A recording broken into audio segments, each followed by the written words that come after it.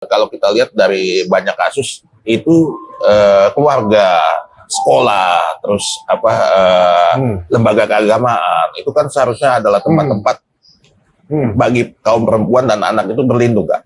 Tapi kenapa kemudian banyak terjadi kasus-kasus justru di lingkungan itu, Kak? Tempat yang mestinya memberi rasa aman, justru membuat tidak aman gitu. Gimana nih karena melihatnya ini? Ternyata tempat yang paling aman itu tidak aman. Iya. Seperti di keluarga. Ya. Pada waktu itu semua WFH ternyata bapaknya atau kakaknya atau omnya atau siapapun yang ada di rumah itu malah melakukan kekerasan. Nah, baik pelecehan seksual maupun kekerasan yang lain, baik secara fisik maupun psikis ataupun verbal. Kemudian di sekolah tempat kita tempat kita meraih pendidikan, meraih ilmu, belajar etika, itu juga tidak. Kemudian kan orang berpikir ke lembaga agama, misalnya mohon maaf ya, agama, contoh di agama Islam atau agama Kristen, Katolik segala macam kan ada kayak pesantren atau tempat saya nggak tahu misionari atau apa segala macam. Ternyata hal itu diselewengkan oleh mereka. Mereka ada yang kalau dikawin sama kiai walaupun di bawah umur itu udah satu kebanggaan. Atau misalnya karena dia untuk bisa masuk ke misionaris apa segala macam, dia akhirnya melayani pasturnya. Itu memang ada kejadian-kejadian seperti itu.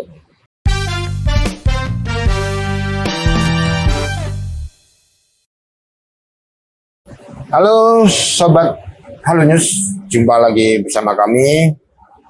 Saya Yoga dan kawan saya Wahyu. Kita akan bincang-bincang. Bagaimana Bang Wahyu?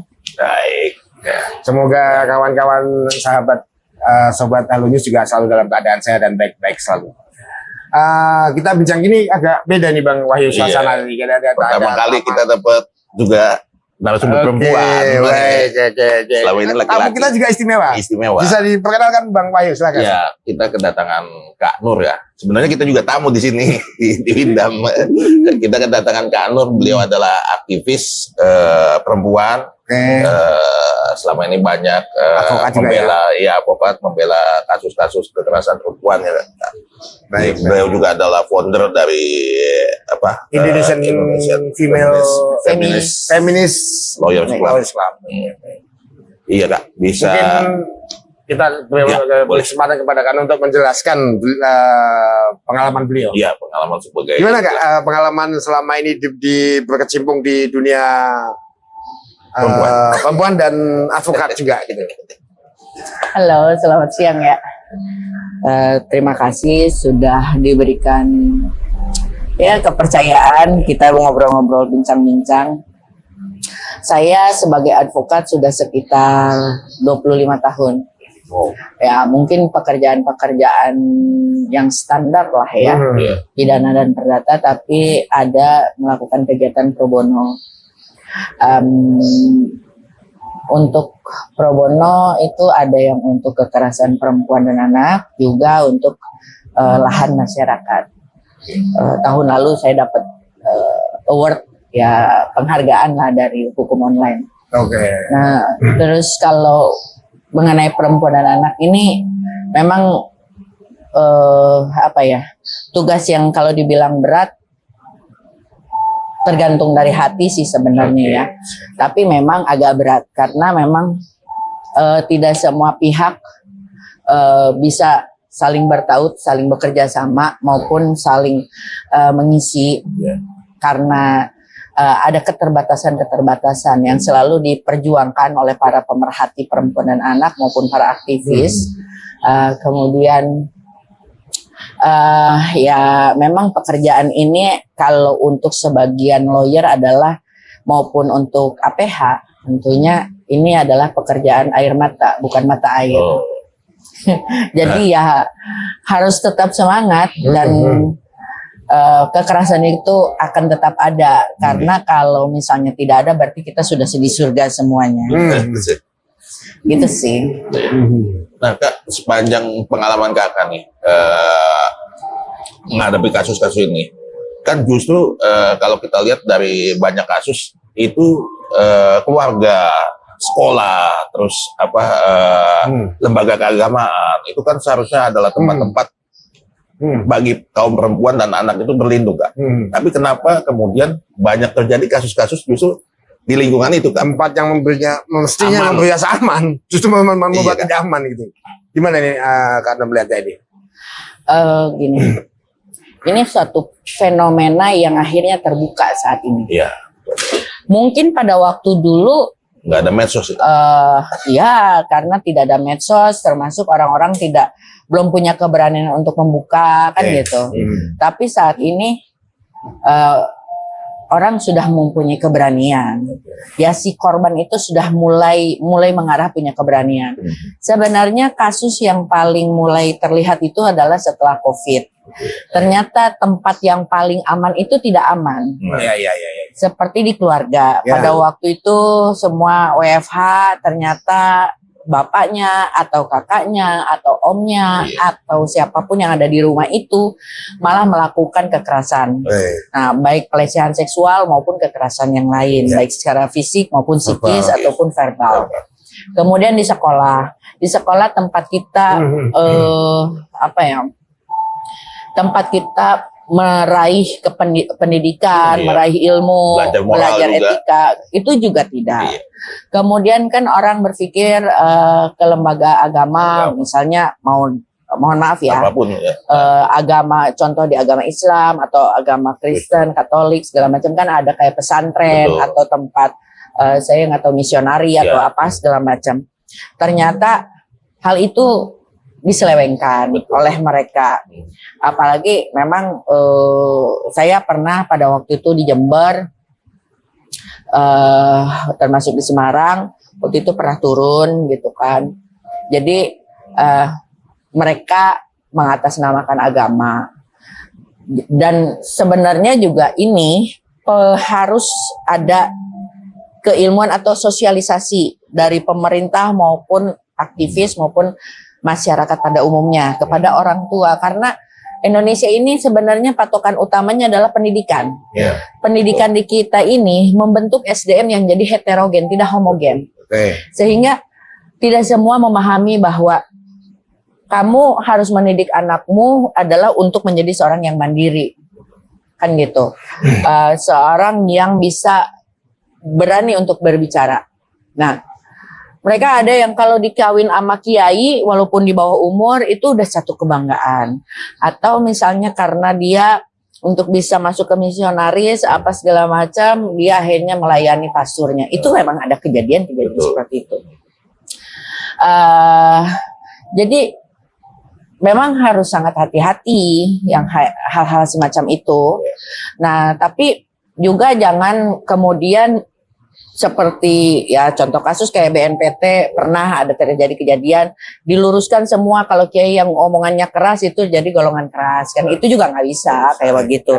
Jadi harus menelaah secara pasti. Jadi jangan pemerintah juga termasuk lembaga-lembaga terkait itu harus bisa meneliti. Ini misalnya ada Ustadz ini benar atau enggak, itu harus ada penelitian. Dan kalau misalnya dia sudah melakukan sesuatu harus ada putusan. Nah, segala sesuatu itu kembali ke lembaga terkait, ke masyarakat, dan memang orang-orangnya termasuk medsos ya, termasuk wartawan, itu harus terbuka. Jadi biar kita ini ada satu perubahan. Masyarakat yang SDM-nya heterogen ini diminimalisir hal semacam itu. Gitu. Jadi tempat yang aman kita harapkan tetap menjadi tempat yang aman. Jangan sampai kan kalau dulu orang tua kita tuh selalu mengatakan gini, kamu jangan kenal itu orang asing, berbahaya. Tapi kita kan makhluk sosial. Kita akan bertemu dengan orang asing, tapi bahkan bisa orang asing itu bisa menjadi saudara buat kita. Sehingga kalimat itu tidak tepat juga. Bahkan kita berpikir dalam rumah dibiarkan, itu sama bapak tirinya kan nggak mungkin gitu kan, atau sama omnya atau sama kakeknya nggak mungkin terjadi. Ternyata tidak. Sehingga memang mohon maaf kalau saya karena dari agama Islam ya, memang kalau misalnya ada laki-laki atau perempuan yang dalam satu rumah harus ada orang lain, walaupun itu masih dalam satu golongan darah. Baik. Kita mencoba memang kalau aturan yang saklek kan mengatakan gitu, harus ada orang lain sehingga menjaga. Meminimalisir lah ya. Ya, kayak gitu. Jadi meminimalisir. Nah, kita harapkan itu semua bisa berjalan dengan baik, sehingga sosialisasi itu wajib terus digaungkan. Gitu. Jadi memang tidak ada sesuatu kondisi yang bisa dibilang kalau begini pasti akan begini, itu nggak ada ya. Itu semuanya memang sangat dinamis ya. Yang tadinya katakanlah tadi bapak dan anaknya yang tadi ya dibilang ada bapak, tiba-tiba bisa jadi ada kejadian, atau jadi memang tidak ada. Yang penting mungkin pencegahan gitu kayak pencegahan dan pemahaman bahwa tadi yang seperti dikatakan kalau tidak boleh di rumah hanya berdua gitu. Memang mungkin mesti siapapun itu mesti mementingkan pencegahan gitu kayak. Ya, begini. Contoh yang kekerasan seksual ya. Ini kan bisa terjadi dari laki-laki kepada perempuan atau dari laki-laki kepada laki-laki, dari perempuan kepada perempuan. Karena saat ini tidak bisa mengatakan yang melakukan pelecehan itu adalah laki-laki ke perempuan atau perempuan ke laki-laki. Tapi bisa perempuan ke perempuan atau laki-laki ke laki-laki. Nah, yang paling utama adalah kesadaran dari diri kita sendiri. Kita mungkin saat ini merasa bahwa kita benar.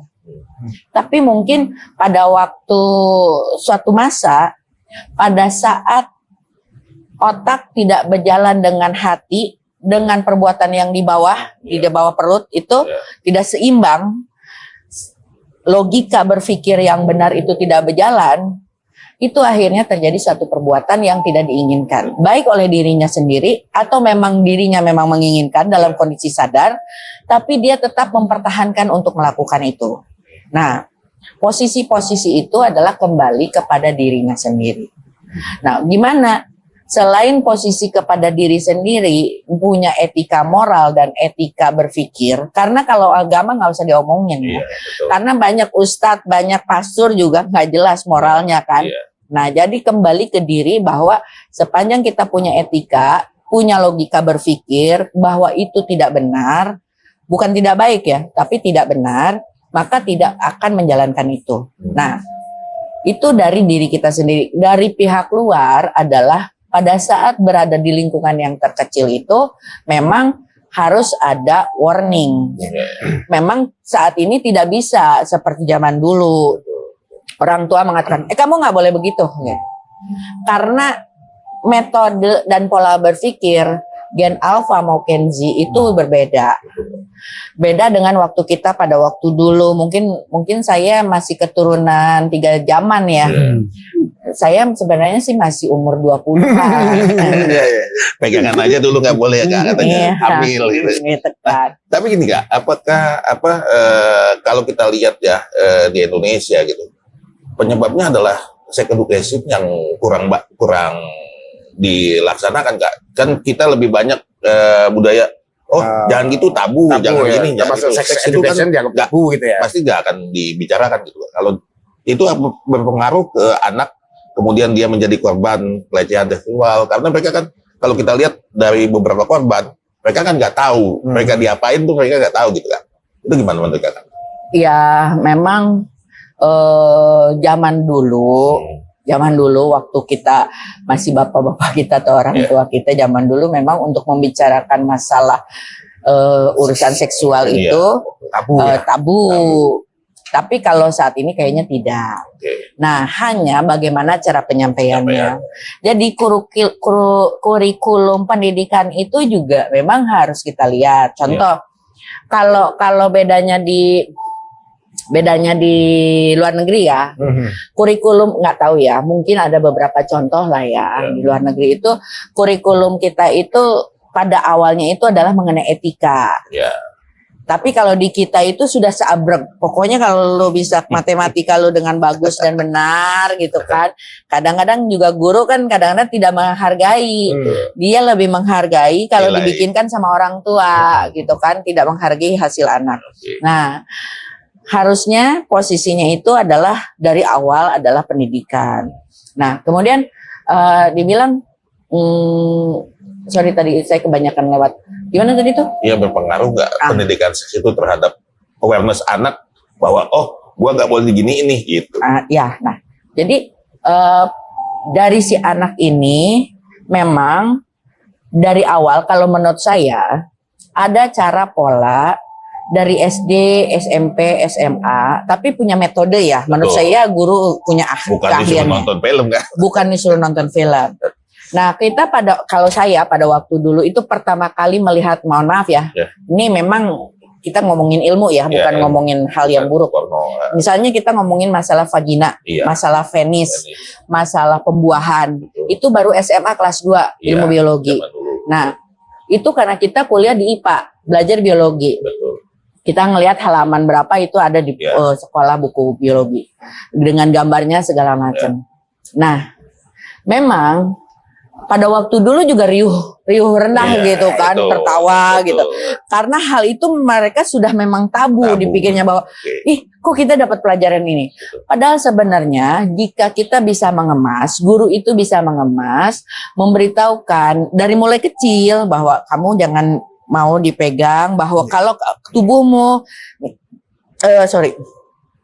jadi misalnya ya contoh nih, waktu SD kan kadang-kadang kita sekolah pramuka gitu misalnya, atau misalnya PKS atau apa, kan kita nginep di sekolah. Orang tua percaya kepada gurunya untuk mendidik, kemudian ke kakak-kakak alumni. Ternyata kita nggak tahu, ternyata kakak alumninya lagi puber. Nah, guru juga puber. Mereka anak-anak tuh anak-anak kecil kan berpikir kalau dirangkul sama gurunya no problem karena itu tanda kasih sayang. Orang tua juga berpikir oh itu tanda kasih sayang.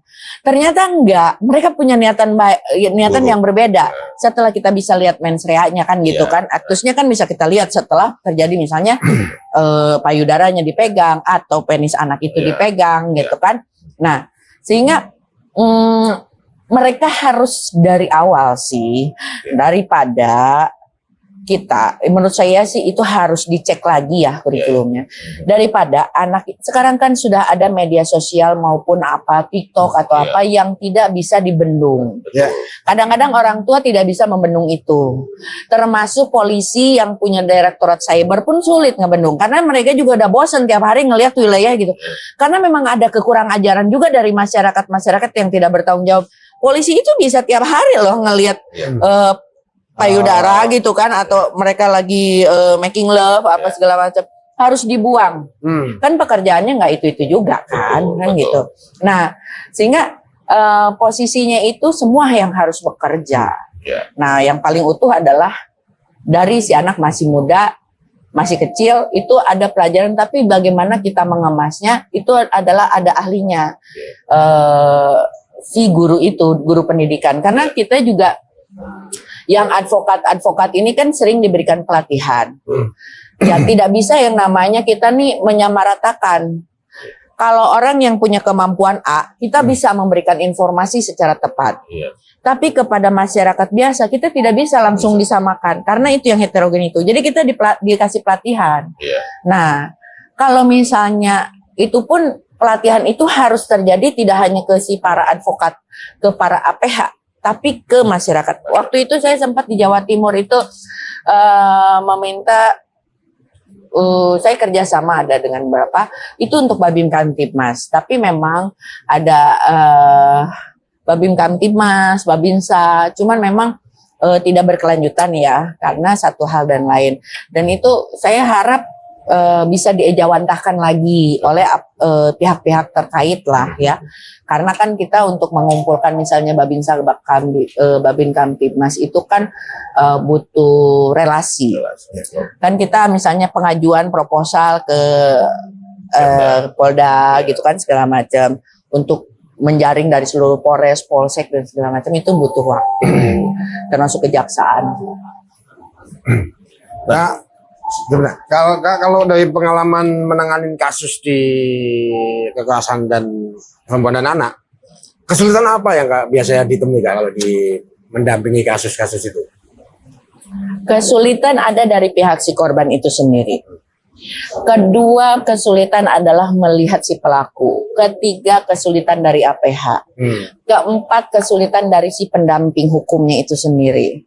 Nah, posisi kenapa ngelihat dari si korban, kesulitannya adalah Satu, pada saat si korban berani bicara, itu dia tidak mudah untuk bicara dengan semua orang. Dia hanya mampu bicara dengan kita misalnya. Tapi pada saat dia di BAP, itu memang harus ada kemampuan dari si kepolisian ya. Yang dia itu harus bisa merangkul, bukan misalnya akhirnya malah membuat takut, ngejek. Memang sekarang kan udah ada ya di Undang-Undang TPKS lebih memihak kepada korban. Tapi implementasinya kita kan belum tahu. Mungkin katakanlah ini, misalnya ada anak, mungkin pada kak, lo udah ngomong ya, tapi begitu di BAP udah jadi bungkam gitu. Iya. Nah, selain di BAP, misalnya pada saat BAP dia berani karena mungkin ruangannya kecil, hanya polisinya hanya sendiri, kemudian sudah berani merangkul. Pada saat itu, misalnya ternyata naik limpah, jaksanya tidak peduli, kemudian hakimnya ternyata itu kan tertutup, tapi karena kondisi dia menggunakan jubah, itu pun berubah, berbeda. Nah, ada psikologis lah ya. Betul. Kemudian proses penganiayaan yang berbeda dengan proses pelecehan seksual kan kalau itu tertutup. Nah, tapi kalau yang penganiayaan, kekerasan itu tidak tertutup, kan gitu. Nah, sehingga dia itu tidak punya keberanian. Itu yang harus kita berpikir lebih lanjut. Bahkan misalnya tidak semua hakim hafal. Mudah-mudahan kalau sekarang sih sudah ada mulai perubahan. Pada waktu dulu itu sidang anak mereka tidak lepaskan toga sehingga tidak menjadi berada bersama gitu. Jadi dia punya ketakutan, kemudian akhirnya beban. Itu kan kondisi korban. Kedua si pelaku sebentar, yang korban. Korban ini dia harus harus ada alat bukti. Nah, alat bukti ini kadang-kadang selain dia tidak mampu berbicara, pada saat dia mampu berbicara ternyata alat buktinya tipis. Kan gitu. Saksinya nggak ada. Kemungkinan kecil ada. Iya kan? Nah, kemudian dia harus ke psikolog. Nah, psikolog itu kan kita butuh diterangkan ke siapa, kan dia juga nggak tahu harus kemana perginya, sehingga di situ makanya Menteri Perempuan dan Anak maupun dari Pemda itu harus turun ke masyarakat kontinu kan gitu. Walaupun mungkin sekarang kita lihat program-programnya bagus, tapi implementasinya yang kita tunggu. Masih kurang. Nah, terus polisi itu aparat akhirnya mengatakan kalau tidak ada bukti sudah dibuang. Akhirnya dia dia mau mencoba membuka, nutup lagi, mundur. Nah, bahkan kalau misalnya ini ada si pelakunya punya uang, punya kekuasaan, punya segala, dia meredus posisi yang akhirnya jaksa ini harus ditentang, apalagi punya lawyer yang hebat gitu kadang-kadang kan, sehingga mereka ini menjadi permasalahan. Kemudian dari kondisi dari si APH itu sendiri yang tadi seperti disebutkan, pelaksanaan di masyarakat juga banyak kendala yang dihadapi gitu. Ya memang makanya banyak juga yang katakanlah korban perempuan atau anak yang menjadi korban kekerasan maupun pelecehan itu kadang-kadang tidak mau melanjutkan, karena katanya untuk melanjutkan sampai ke sidang pun jalannya sangat berliku-liku kayak. Iya. Jadi dan itu butuh kekuatan mental yang ini mungkin gak semua punya itu, boleh. Harus berani gaspol kan. Nah, yang nemenin lawyernya pun harus berani dengan tulus dengan hatinya. Karena seperti tadi saya bilang, ini perkara air mata. Kamu mau nolong dia sampai tahap mana nih? Karena sampai selesai putusan pun kita lihat putusannya itu apakah benar-benar menunjang, membantu dengan maksimal hukumannya atau hanya sekedar. Habis itu dia akan mendapatkan pemulihan atau tidak. Mampu nggak sih? Karena yang lawyer ini, hebatnya lawyer, dia bisa mendampingi dia dari mulai dia mau berbicara sampai dia posisi di BAP, kemudian dia pelimpahan kejaksaan, melaksanakan putusan di pengadilan, dapat putusan harus dengan pemulihan. Di mana nih yang kerja ini? Menteri Sosial, Menteri Perempuan dan Anak, Pemda, segala macam. Nah, ini dia harus ngedampingin, ini yang lurus. Belum pada saat dia mengalami satu kejadian, dia harus dapat disimpan di rumah aman. Kalau misalnya terjadi kejadian itu ternyata tidak pas, ada di rumahnya. Sekarang kan nggak mungkin, kamu sudah melapor, kemudian bapakmu yang perkosa. Kemudian kamu akan balik lagi. Nggak mungkin kan? Mungkin pasti ditempatkan di tempat harus lain. ready rumah aman. Ya. Nah, rumah aman ini pun harus ready. Siapa yang menyiapkan? Sejauh ini siap nggak siap? Sejauh ini kalau saya lihat sih Pemda ada. Tapi seberapa sanggupnya hanya paling maksimal 1 minggu. Kenapa? Karena keterbatasan biaya. Jadi setiap pemerintah daerah itu memang punya APBD. Tapi kalau untuk urusan perempuan dan anak dan kondisi ini, uangnya itu tidak terlalu besar. Karena apa? Prioritas mereka bukan di situ. Prioritas mereka adalah pembangunan wilayahnya, perekonomian dan segala macam. Sehingga sudah terbesar ke sana. Termasuk aneh juga ya, untuk beli mobil dinas dia bisa cukup. beli mobil dinas cukup, tapi kalau untuk apa menyediakan rumah aman bagi korban dengan kekerasan ini nggak ada duitnya. Ini Pemda juga lucu juga. itu Skala prioritas lah. skala prioritas dan Betul. tanyakan kepada mereka. Ini kan kalau kita lihat kan undang-undang kekerasan terhadap kekerasan seksual itu kan sudah berlaku ya.